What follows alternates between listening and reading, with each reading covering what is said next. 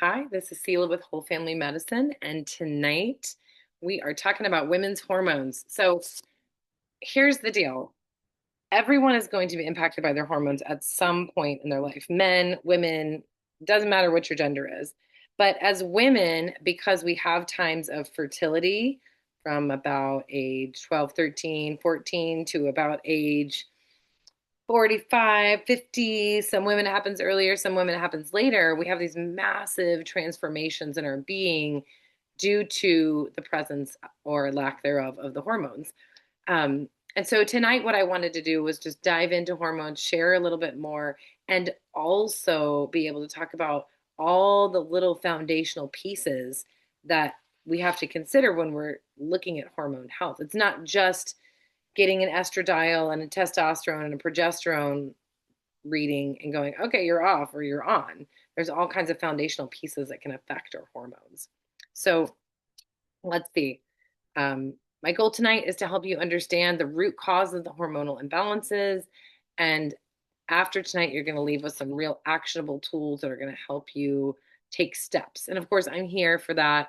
I want to hear from you. I want you to watch this video, and then I want you to tell me your insights, what you're curious about, how you'd like to tackle your own health concerning hormones. So let's talk about the root cause of hormones and why they fall out of balance, okay? So hormones are not just reproductive messengers. They are cellular communicators that keep your brain, your heart, your metabolism, your bones, and your mood steady. That's a huge part of our picture. That's a huge part of our physical health. I'm going to say it again. Brain health, heart health. That means your heart and your whole cardiovascular system, okay? Metabolism. That's like if you're gaining weight or not. That's your blood sugar levels. That's the integrity of your blood vessels because of the blood sugar, right? And the mood and the bones is osteoporosis, osteopenia. This is not just something that you should be thinking about after you're 65. This is something we need to be talking about at age 35. We need to get baselines and we need to be taking action. Okay, so when we move into our 40s, the ovaries start to slow down and so does the hormone production. But it doesn't happen smoothly, right? Levels of estrogen and progesterone swing wildly before they eventually fall. That's why many of the symptoms that we think of in menopause, like that's the cause of them. But here's the real story. It's much deeper. Hormone balance depends on the mitochondria, liver function, gut health, and stress resilience, all of which we get taxed on a daily basis. I mean, the majority of patients, unless they're just coming for preventative primary care, are coming to me with an issue in their mitochondria, their liver function, their gut health, or their stress resilience. I mean, this is really the foundation of every disease and disorder that walks through the door in whole family medicine. If you remember from biology class, mitochondria are the energy production factories. They make your energy and they make the energy that drives your hormone production. So if they're tired or toxic, your hormones are going to be too. The liver detoxifies your hormones after you use it. If that process slows down, estrogen can build up, creating symptoms of what's called estrogen dominance. And we're going to talk about that later. The gut is where the hormones are reabsorbed or excreted, and specifically in your large intestines. That stool that's sitting there, if you're constipated, is sitting there. If it sits there long enough, every toxin, including estrogen, which is not quite a toxin, but when you have too much of it, it can be, gets reabsorbed into your bloodstream from your colon. Okay. Also, dysbiosis, which means bad bacteria or the right bacteria in the wrong place in your gut, it can literally recycle the old estrogen. And chronic stress. Okay. The last person who walked into my office, we were talking about how stress is like so much more pervasive for men than women, or at least men that don't have a desk job.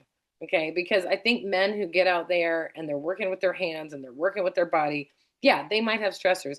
They might have something break. It might be annoying. But being a female in 2025 is like you are your kid's doctor.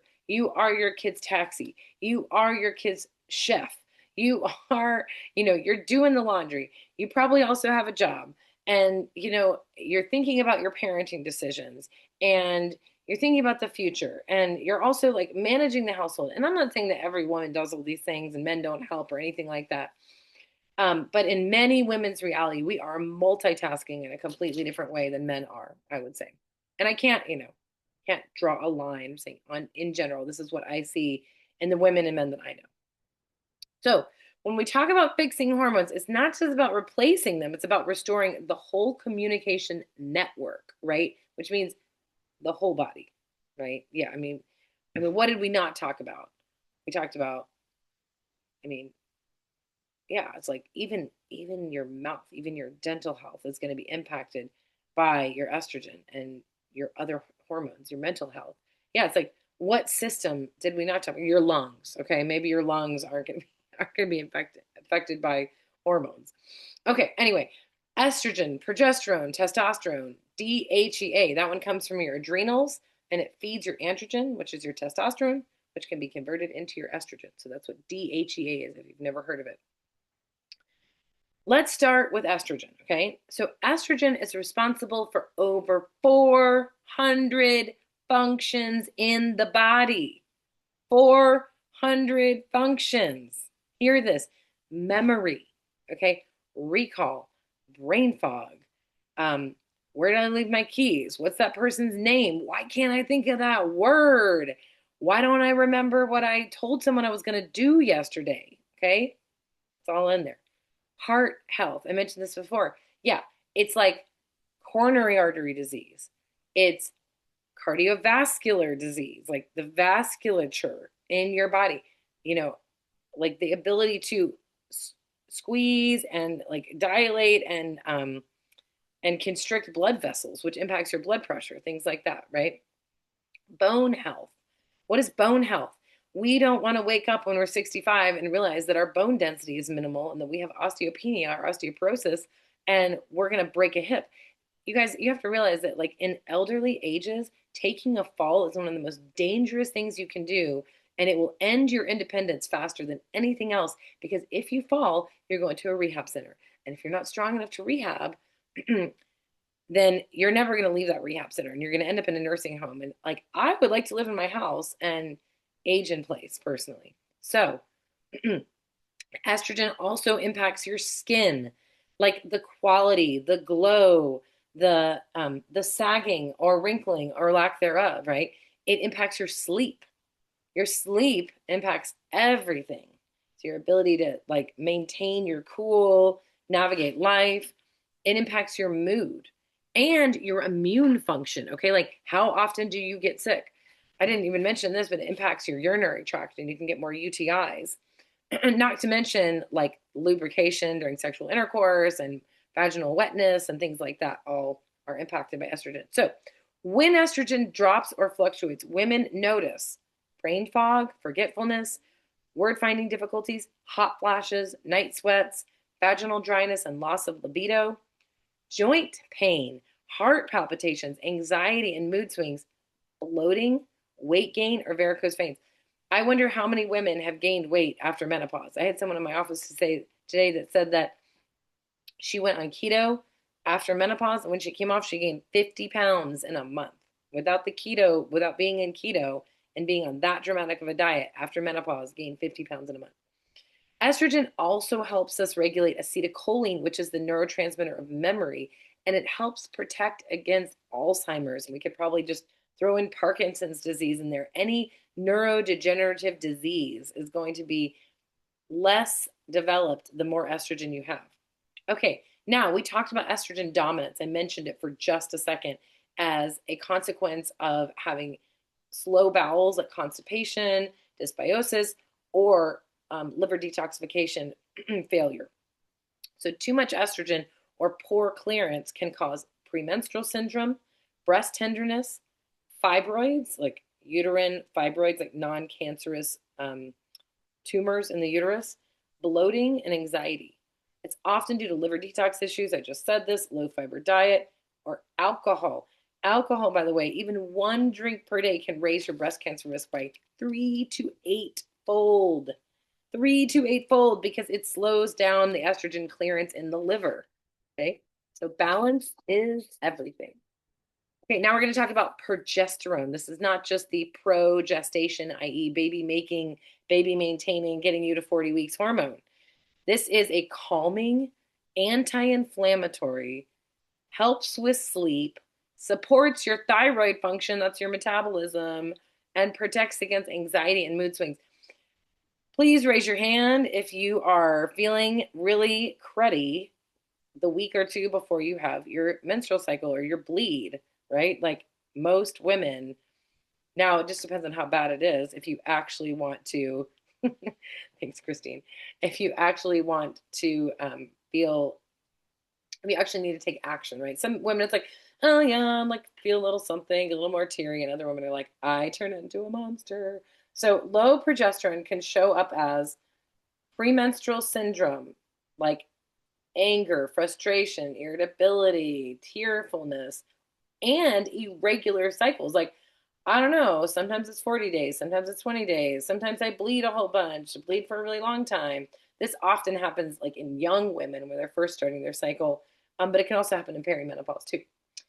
Anxiety, insomnia, irritability, fluid retention. Okay, progesterone is anti-diuretic. So if you get if you get menstrual headaches, you can give yourself more progesterone or take progesterone to balance out your estrogen because estrogen is like a fluid retainer, right? It like causes inflammation. We talked about bloating earlier. So you give yourself some progesterone and it will allow you to get that fluid out and probably decrease your headaches and bloating. Tender breasts occur when we don't have progesterone, and hair loss or spotting before a period. Progesterone is the first hormone to dip in perimenopause. And the reason for that is due to that, all of that multitasking, high stress life that many women have. Okay. Because what happens is your body steals pregnenolone, which is the precursor for estrogen and progesterone, to make cortisol. So if you're like burning your cortisol out and you're like going, and you're just like running to the next thing, then you're not going to have enough progesterone. And of course, then it's going to make you even more anxious and not sleep good. And then you're not going to have the tools to like balance yourself, right? So it's like a positive feedback cycle. It just gets worse and worse and worse. Okay. So oral progesterone, which can be gotten from like the regular pharmacy, I can write you a prescription for it, but it is bioidentical and it is like non-synthetic and it is, all the things that we're looking for. They take plants and they match the exact chemical constituent that we have in our brains and in our bodies. Okay. So oral progesterone can support sleep by activating GABA pathways. Transdermal progesterone, which you get from the compounding pharmacy, can also be used, but oral tends to support breast and sleep benefits better. So the transdermal is kind of required for like the emotional side of things. The oral, which you can just get from the regular pharmacy, it's like not very expensive, can be gotten that way. And Vitex is a super awesome tool to raise your progesterone and deal with the mood swings and all kinds of things. It can be used all the way through menopause. Vitex is an awesome herbal tool to use as well. Now let's talk about the big T, testosterone. It is a lot about libido, but not only about libido. It is about energy. Like, are you tired or not? Do you have the energy to get through the day? Do you know if you're tired? I recently stopped drinking caffeine and all of a sudden I realized I am really tired. And now I'm on testosterone and I'm less tired. It is about your drive, like your motivation, your inspiration to get going. We have to think about like the classic masculine traits, like I'm a man, I go into the world, or I'm a male-bodied person, I have testosterone, I go into the world and I get things done, right? Bone health as well, and memory. It's like testosterone builds bone, estradiol maintains bone, and I think cortisol breaks down bone, right?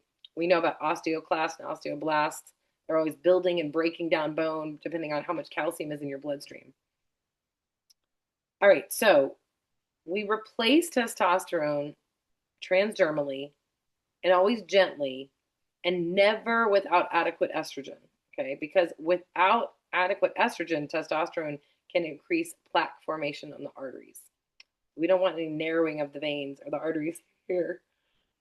Natural ways to support your testosterone, which is always the right way to go. We're always going natural first. Protein and strength training. Like, are you getting like your body weight divided by 2.2, which equals your body weight in kilograms, times 1 to 1.5 grams of protein a day? So what does that mean? Like you weigh 100 kilograms. So you need to be getting 100 to 150 grams of protein a day. That is a lot more than most people do. Okay. Strength training. Are you lifting weights? Are you doing the resistance training? Cardio is really good, but also doing some kind of resistance, even if it's your own body weight, is very important. Zinc is important in building testosterone, and you can get zinc from oysters and pumpkin seeds. And with zinc, if you're supplementing, you really have to be careful that you don't knock back your copper. Copper has a very, very important role in the body. And if I got into that, we'd be talking about the root cause protocol for the next hour. So we're not going to do that right now. Adequate calories and healthy fats. Okay, adequate calories. If you are starving yourself, if you are undernourishing yourself, you are not going to make testosterone. And what are healthy fats? Olive oil. Of course, your cod liver oil, but that's more of a supplement. Coconut oil, ghee, butter, tallow, avocado oil. Canola oil is not a healthy fat. Vegetable oil is not a healthy fat. Peanut oil is not a healthy fat. Cotton seed oil. Did I just even make that up? Cottonseed oil is not a healthy fat. I don't even know that exists.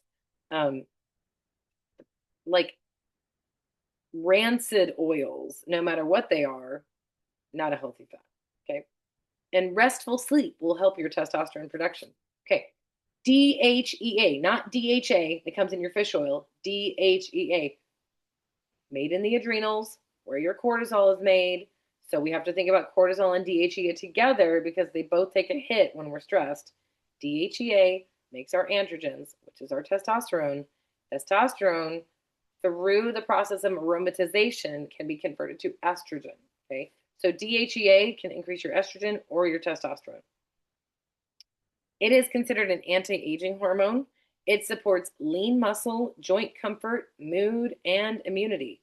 It also balances cortisol because it is right in there with the cortisol. Good yawn. When DHEA drops with age or chronic stress, you may see low blood pressure, fatigue, low motivation, allergies, and poor resilience.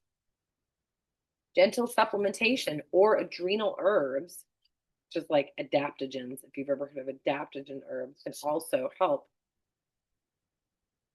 But we start with the basics: rest, minerals, blood sugar balance. Okay, if we haven't talked about those things, if you haven't talked to me about rest, minerals, and blood sugar balance, we are due for a meeting. Adaptogens: rhodiola, holy basil, ashwagandha, ginseng, eleutherococcus, which is Siberian ginseng, which is not related to ginseng at all, or American ginseng. What else? Nervines, herbal nervines can also help with adaptogens in like milky oats and blue vervain and skullcap and things like that. But you can just supplement DHEA. I don't recommend doing it unless you've had a DHEA blood draw, but you can do 10 to 25 micrograms of DHEA every day for women. Some women respond really easily to it, others don't. You want to get a micronized form. If you've talked to me about it, I have brands that I like. I'm not going to mention them here because I'm in the public. And no one's paying me to mention their brand name, so I'm not going to do it. Okay. Mitochondria, liver, and gut health. These are our hidden drivers. Okay, we kind of started to mention these things earlier in the talk. Now we're going to get into it. Mitochondria are where the cholesterol turns into pregnenolone. I mentioned pregnenolone before. Okay. It's the mother hormone that becomes estrogen, progesterone, DHEA, testosterone, and cortisol. Okay, pregnenolone. So sometimes when we're replacing hormones, like even if we're going to do testosterone, estrogen, and progesterone, we also might give the patient a little bit of DHEA and a little bit of pregnenolone. Those things you just get from full scripts in order to kind of just give everything a little boost so we don't have to do as many of the bioidentical hormones. But this is where root cause medicine really shines. Getting into this Mitochondria, liver, and gut. Okay, mitochondria, we talked about pregnenolone. When mitochondria are sluggish from toxins, nutrient depletion, and oxidative stress, hormone production slows. Toxins, chemicals, like things that you put in your body intentionally and things that are in the air, the water, and like just in around you, right? You can't help it. Um, Nutrient depletion, like you're not eating enough and the soils are depleted, so we're not supplementing enough. And oxidative stress is like the reactivity, the unstable molecules in your body, right, that cause inflammation. So hormone and heavy metals can also be thrown in there too. Hormone mycotoxins too from mold. Hormone production slows down. So things like general supplements, like you should probably talk to me about this. Don't just go out and buy this stuff. And if we had a 3x4 genetics test, oh, I said the name. If we had a genetics test on you, we would know exactly which kind of oxidative stress and mitochondrial support tools you would need, right? So that's always a great idea. Genetics test, run the whole genetic sequence, come see Sela. She can help you figure out your perfect plan for the rest of your life. Well, a perfect plan for now based on what you're showing up now clinically, but these genetics tests don't change. You have genetics you have for the rest of your life. Okay, mitochondrial support, CoQ10, about 100 milligrams daily. There is like CoQ10, there's ubiquinol, there's CoQ10 and ubiquinol with PQQ, there's PQQ on your own. These are all sort of like adaptations or like easier to absorb forms of the same thing, right? So CoQ10 is usually about 100 milligrams daily. PQQ, 10 to 20, depending on how bad off you are. Magnesium, especially glycinate to malate, I say at least 400 to 600 milligrams a day. You can multiply your body weight times 5 and take up to that much magnesium a day. If your stools get loose, you've gone too far, back down. If you have poor kidney clearance, do not go all the way up to 500 milligrams a day, 500 times your weight in milligrams of magnesium a day, because your kidneys won't clear them and you could get heart palpitations or something like that. B vitamins, okay? NAC and alpha lipoic acid. Why? Because NAC and alpha lipoic acid make glutathione, which is the master antioxidant, and it helps the liver do its job. Resveratrol or pterostilbene, which is spelled Pterostilbene. Pterostilbene is the methylated form of resveratrol. So that means this is easier for you to absorb if you're a poor methylator, which is like 30 to 60% of the population. There's 2 different methylation gene variants you can have if you have 1 or 2 of them. You don't do this thing where you put the methyl group onto the thing and then you can use the thing. And then you have the thing in your body and it's not doing anything because you didn't add the methyl group to the thing. And your body doesn't know what to do with it. So you just wasted money on a supplement. Another reason you should know about your genetic variants. Milk thistle. I don't think anyone can take too much milk thistle because it would impact your liver if you were taking too much of it, but you're taking something that's helping your liver detoxify. So 1,000 milligrams of milk thistle or like forms of, I think it's, Silymarin is actually the name of a product from a company, but there's like a form of milk thistle where you have to take way less because I think it has certain lipids in it that allow you to take it in better. Okay, so these are support for mitochondrial health, but as you can see, these are also liver support because mitochondria is not happy if you have a bunch of toxins, right? So is it liver support? Is it mitochondrial support? Well, it's kind of mitochondrial support because you supported the liver and then you didn't have toxins, which kind of like held back your mitochondria's function. But now let's talk specifically about the liver. There are 3 phases of liver detoxification. Phase 1, and we're going to use a big medical term, CYP 450. Okay, you could just call that liver phase 1 or the unpackaging. Takes things that are all packaged nicely, unpacks it, breaks it down, makes it water soluble. And if you don't fix it in phase 2, you have major problems, right? You got to get to phase 2. Once you do phase 1, you got to do phase 2. Don't ever give yourself liver support for just phase 1 without supporting phase 2. And this is why you have to talk to a practitioner because you're like, oh, I'm taking something for liver support, but you don't know if it's phase 1 or phase 2. Or just do your research and figure it out. Make sure you're supporting both phase 1 and phase 2. Phase 2 has 6 pathways. That's when they take all these like nasty, toxic stuff that's all been like made water soluble, and they like package it up in nice little packages, and it can go out through phase 3, which is the bile and the stool, right? It's safe, it's all packaged up, it's non-reactive, now it can exit the body. Okay, so methylation, glucuronidation. Oh my gosh, glucuronidation. That does not sound right. I always say that all the time, but for some reason tonight it sounds weird. Glucuronidation. That's why I'm saying it wrong. Okay, methylation, glucuronidation, and sulfation are 3 of the 6 pathways, but these are the pathways that estrogen is detoxed through, and I'm going to go through a little bit about each of those pathways. So, if your phase 2 is slow, it can cause, or you have constipation, estrogen can build up.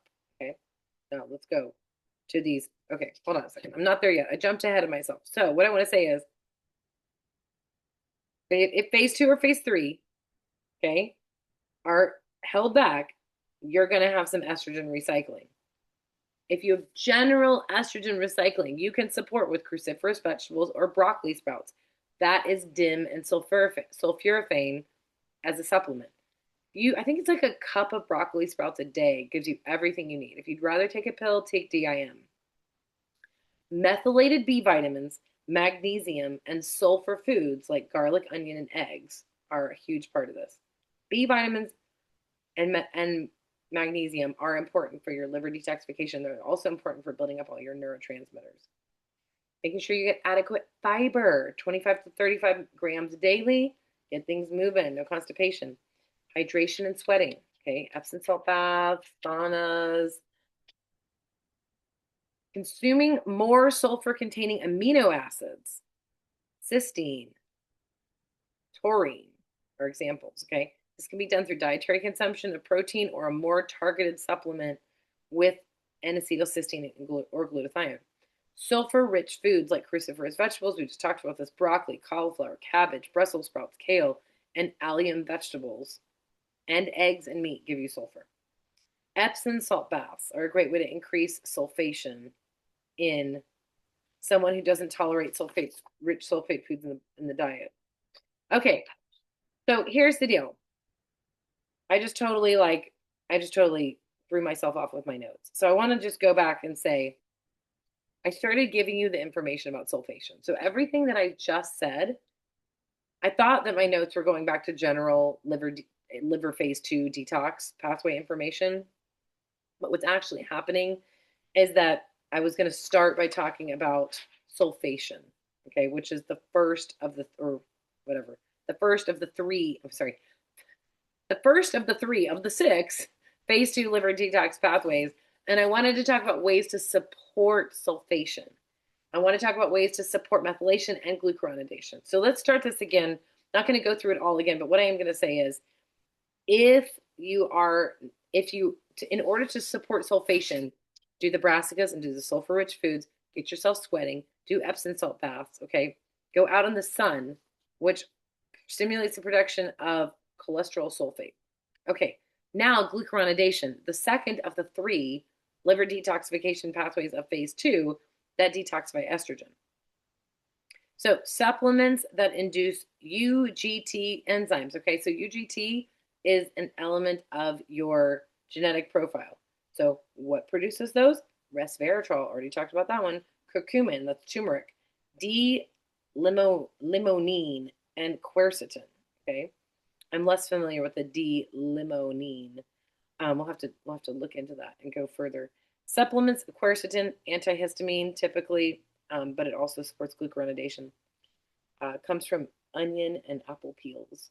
Supplements that inhibit beta-glucuronidase, okay? So beta-glucuronidase is something that is an element that's in your stool, and it is linked with estrogen recycling and slow bowels and things like that. So calcium D-glucarate can balance out your beta-glucuronidase, and having sufficient probiotics and prebiotics and a low meat diet. Now, I'm not trying to get people to go vegetarian here. I'm just saying that's general consensus. If you get that far, we're going low meat, then we did many other steps before we got there. Okay, also, Okay, what foods support glucuronidation? Citrus fruits. Oh, okay. Yeah. So the peels of oranges, lemons, limes, and grapefruits are believed to induce UGT activity. We just talked about this D-limonene. This is probably like the supplement version of citrus peels. Cruciferous vegetables, dandelion, rooibos, honeybush, and rosemary tea. That sounds like an awesome tea. I think we should drink that. Dandelion, rooibos, honeybush, and rosemary. I want some milk and honey. I'm going to drink it at night. Sounds beautiful. Okay. And the red pigment that is found in algae, yeast, trout, krill, shrimp, and crayfish, called, I'm going to butcher this word, as taxanthin. I'm going to spell this for you. ASTAXANTHIN. Okay. So that's a supplement you can get. It also helps you not burn in the sun, which is really cool. Okay. Now, the last one is methylation of the 3 detox pathways of phase 2 in the liver. How do you support methylation? B vitamins. And if you are a poor methylator, you want to get methylated B vitamins, right? SAMe is a more expensive supplement you can do. B12, you can get 5-MTHF, which is active folate, trimethylglycine, B6, B2, magnesium, zinc, and choline. I will recommend a product if you ask me that includes many, many of these things in it. And it's like $30 for 2 months or something. Okay, the last phase 3 of the detoxification of the liver is actually the gut, right? We talked about this already. The estrobolome, a fun word to say, estrobolome, regulates whether estrogen leaves or re-enters the body. A balanced microbiome is essential. Avoid constipation and eat prebiotic fibers. Consider a tiny health stool test with SELA if symptoms persist. Never hurts. Throw down some cash and look at what's going on in your gut. Okay, finally, lifestyle, food, herbs, supplements. Food is medicine. Eat your protein. We already talked about this. 1 to 1.5 grams of protein per day per kilogram of body weight. That's your body weight divided by 2.2. Healthy fats build hormones. Oh, I mentioned this already. Avocado oil, olive oil, nuts, egg, fish, chicken thighs, dark meat, right? And also coconut oil, butter, ghee, complex carbohydrates for adrenal and thyroid health. I think that keto is awesome, especially if you have like a chronic illness and you really can't find any other way to get better. But I do think it's important that we eat some carbs for adrenal and thyroid health. I think as women, we have to eat carbs. Do you have to eat only carbs? No. Can you eat mostly protein and fats? Yes, but you still need some carbs. Also, make sure you're hydrated and replace with trace minerals, electrolytes, things like that. Key nutrients, we mentioned some of these already. Magnesium, 300 to 400 milligrams a day, 400 to 600 milligrams a day. Malate, glycinate. Threonate is great. It crosses the blood-brain barrier. It helps with more anxiety kind of stuff, but it also is much more expensive. Omega-3s, which you can get from your cod liver oil. B vitamins support progesterone, stress, and detox. Vitamin C for adrenal health. And like ascorbic acid is not what I'm talking about. I'm talking about like liposomal vitamin C or food-based vitamin C's. Zinc, don't knock out your copper, but hormone synthesis, especially testosterone. Iron and copper balance from food or liver supplements. So I usually do grass-fed beef liver capsules or ask people to eat 4 to 6 ounces of grass-fed beef liver a week. Jeez, that would be a lot. And you can take 2 milligrams of copper bisglycinate a day if you're worried about imbalanced copper. Herbal allies, adaptogens. Okay, so maca is really good for balancing hormones. And there's a really specific maca product that I would recommend if you ask me. Rhodiola, basil, ashwagandha, and you can rotate them. So it never hurts to have like a couple different supplements and like do one for a couple weeks and go to another one because different things that all kind of do the same thing do it differently. And so your body can kind of keeps your body on its toes. Okay. Liver support, milk thistle, dandelion, burdock, NAC, alpha lipoic acid, which is ALA. I'm sorry, I didn't say what ALA was earlier. It makes glutathione. Liver support is also magnesium and B vitamins and um, green tea extract and turmeric, phytoestrogens, flaxseed, red clover, hops, black cohosh, soy. Oh no, there's so many plants. They do so many things. So cool. Sleep support, magnesium glycinate, chamomile, passion flower, or oral progesterone if indicated. Um, okay, lifestyle. What do you need to do? Resistance training to preserve muscle and bone. Gentle fasting for metabolic balance, even if it's like a 12-hour fast, like 14-hour fast, like you can eat from like 8 a.m. to 8 p.m., but like try not to eat like go and do all the munchy stuff at night, right? Or you could go 14 hours and you could go from like 8 a.m. to 6 p.m. and stop at dinner.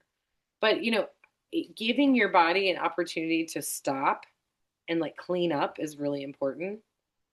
Um, so that's something for me myself. I love to like put my kids to bed and have a cup of tea and eat little chocolates and cookies and things like that. It's not a good idea. I'm trying not to do it.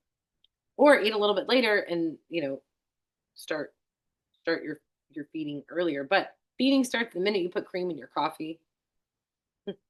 It starts the minute you use sugar. So you could have teas and water, but once you start doing something like that, your time starts. Your hour time starts. So yeah, I'm not saying that you need to do an 8-hour eating window, like serious intermittent fasting or anything like that, but just give yourself a break at night. And in the morning, break the fast with breakfast. Okay. Meditation and breath work regulate cortisol and support hormonal balance. Breath work is the most underrated thing in the world. And we've all taken yoga classes. We all know how to do it. You're like, right? Or you do a box breath. You do that back and forth, side to side, side to side. And breathe in your nose, in the side. It's like balancing the hemispheres in your brain. Box breathing. Inhale for a count of 5, hold for a count of 5, exhale for a count of 5, hold for a count of 5. And then do it to 10 seconds, to 12 seconds, make it longer. Do like full deep breaths, like belly in, fill your whole belly, fill your midseconds, dip at the top and see how much air you can hold, and then exhale slowly. Don't get lightheaded. Do breath work sitting down. Light exposure in the morning and sleep hygiene at night. If you don't know what sleep hygiene is, it's like don't watch a movie and go straight to bed. Use blue light. Try and read a book. Don't, eat too late. Don't try and exercise at 9 o'clock at night.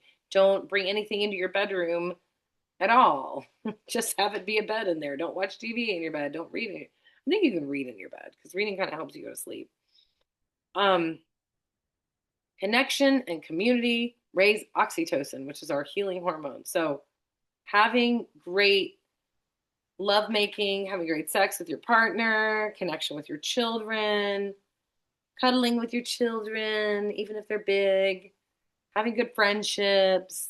These things make us feel safe. We create oxytocin when we feel safe. Okay, so testing, personalization, and final steps, right?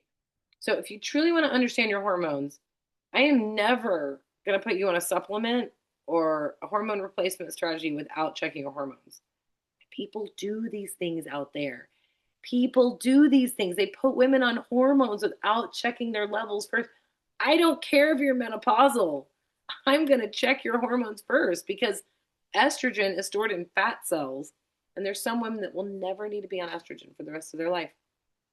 Okay? I'm always going to check your hormones. And luckily, if we do it with blood, it's not super expensive.